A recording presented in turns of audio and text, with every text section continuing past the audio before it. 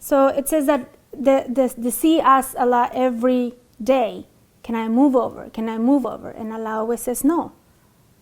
Yes, no. And all of these stories that he tells me about the religion, and they really hit me, because then I can see how blessed as human beings we are, whether we're ignorant of Islam or not. We're very blessed just by living in here, and how much Allah loves us, that with just splits of a second he can destroy everything.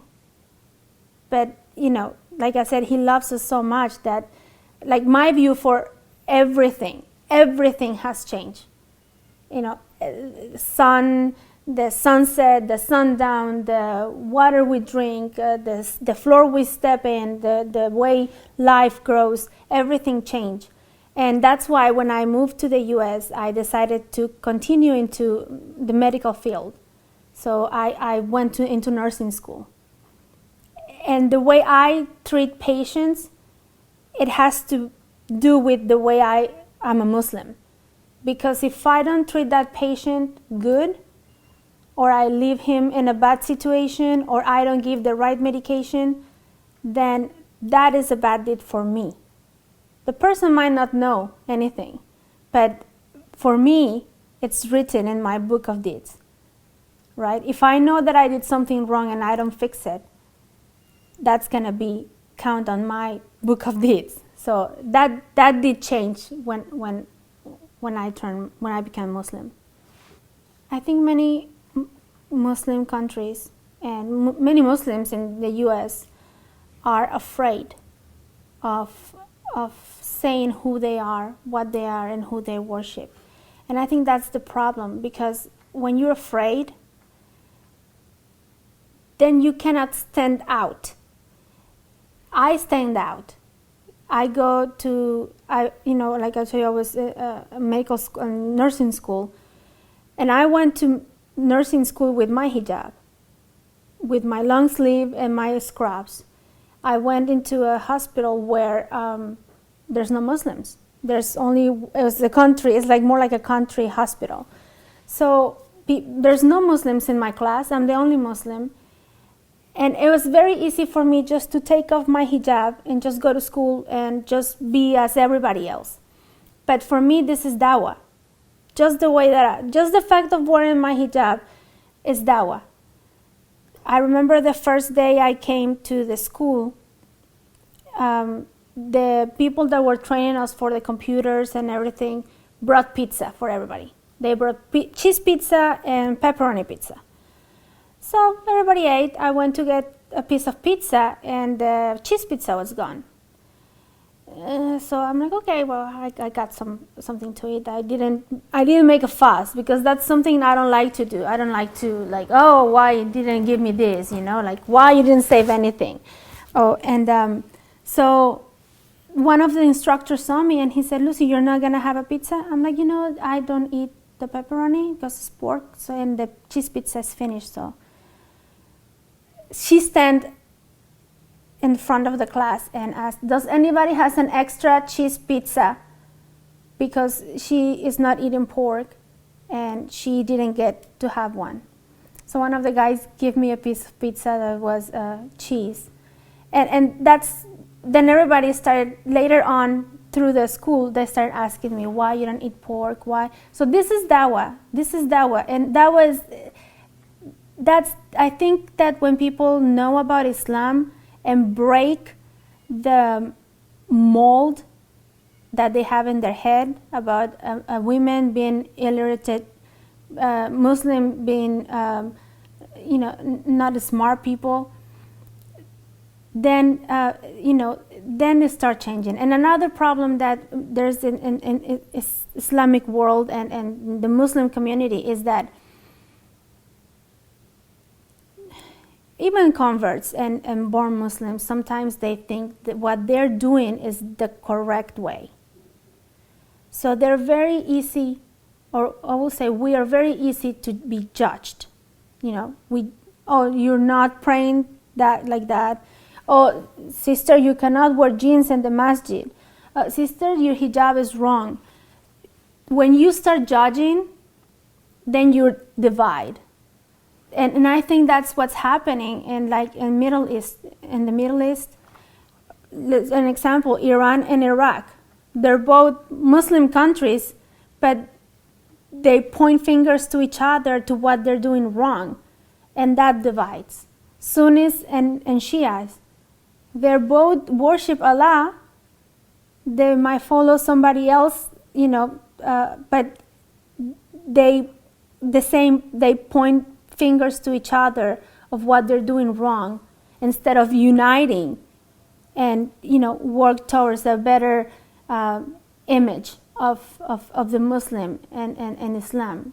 Look at the pictures they show in the news. That's why I don't watch the news anymore, because the only pictures they show is of women screaming, of women being all totally covered, women that they are being beaten or executed because they show their toenail. Those are the pictures that they have. We need to come out. Muslims need to come out of the safety of the Muslim community and go to a non-Muslim community and spread the word without preaching. Because you cannot come and tell somebody, oh, my religion is the best. Well, just by telling me that your religion is the best, you're wrong, because you're being arrogant. So you're showing arrogance already before you're even giving your dawah. So how you give dawah? By example. That's how the Prophet did it, just by example. And you don't make people say things or do things. Like when people come to my house, I have non-Muslim friends. They come to my house and they tell me, Lucy, should I cover my head? Should I, wear something special? I said, no, you just come, you as you, and then they learn, that you are not what they see in the news or they hear about. You're just a normal person, just like everybody else. So a lot of friends tell me, you are not the mold Muslim. I said, well, I'm a hybrid. That's what I'm a hybrid Muslim, because I'm not born Muslim, so I have the Western ideas, but I think that I have the Islamic essence of what Islam is, not mixed with culture. So that's what I think. I think just Muslims need to come out of their shell and stop trying to make everybody Muslim by force and just by example. So what I will say to people that are in Ramadan and you're getting to that point where your fast is so hard and you're so thirsty, just think of the blessings that fasting brings. I cannot fast. I get to see my husband fast, my girls, they fast. And when I break the fast with them, I feel that it's not counting for me. So feel blessed that you're fasting, because that's something that is going to count on the day of judgment. Me, I don't know, maybe Allah will give me blessing from another side, but enjoy the beginning of your fast and enjoy the end of your fast, and give to other people, because I believe that when you give to other people, when they come to it with you, the blessing is bigger. So I know that in the Muslim countries is a big deal, Ramadan, right?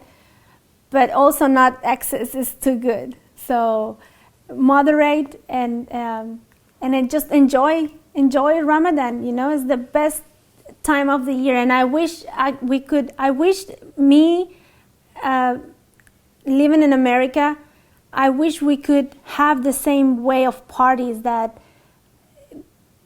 the special time that it is in Muslim countries. We don't have that. Our neighbors are not Muslims, so we don't go house to house to eat sweets and chat with people and, do all of those fun things. We don't do it. Eid day, if it falls on weekday, after the prayer, if you get to go to the prayer, then you have to go to work. In a Muslim country, it's off. It's vacation. It's just to have fun, go and eat, and do whatever you want to do. For us, it's not. Kids going back to school right after the prayer. It's not. Sometimes it's not a fun day. It's not a fun thing. So you have the chance in other countries like Turkey, like Saudi Arabia, Bangladesh. It's a big deal. Enjoy it. And when you get tired, when you finish your day, it's like, oh my God, another day tomorrow. We have to, bring people to the house. Just enjoy, because we don't get to do that. We don't get to hear the salah, hear the adhan every day. We don't get to do all of those things. So it'll be awesome for us to do something like that. For me, I have never experienced that in another country, so that will be nice. So enjoy Ramadan, enjoy Eid, and eat and make a lot of dua.